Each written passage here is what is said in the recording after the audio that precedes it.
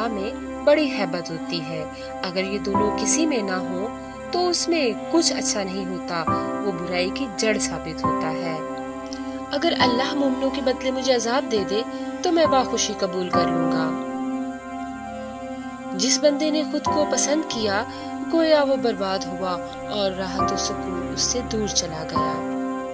کسی بڑے بزرگ کی ضیافت کرو تو بے زبان جانوروں کا بھی خیال رکھو اور ان کو تکلیف ہرگز مت دو۔ غفلت بہت گہری نیند ہے، اس سے بچو گے تو فلاح پا جاؤ گے، ورنہ گمراہی تمہارا مقدر ہوگی اور کوئی تمہارے ساتھ کھڑا نہیں ہوگا۔ فقر درست نہیں ہوتا جب تک کسی چیز کا دینا اس کے لینے سے زیادہ پسند نہ ہو۔ جو احسان کرو اس کو اپنی طرف سے نہ جانو اور جو اچھا کام کرو اس کی مشہوری نہ کرو۔ احسار یہ ہے کہ دنیا اور آخرت کے کاموں میں ایک دوسرے کو اپنے اوپر مقدم رکھا جائے۔ حق پر چلنے والے کا پاؤں شیطان کی چھاتی پر ہوتا ہے اور وہ بندہ شیطان کو رونتا ہوا آگے بڑھ جاتا ہے اور شیطان زمین میں دھنس کر رہ جاتا ہے۔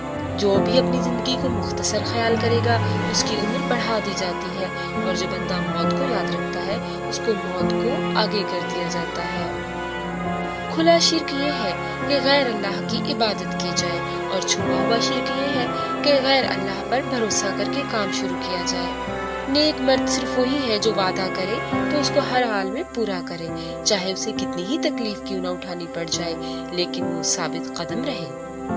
وہ بستی جو کبھی ویران نہ ہو عدل ہے۔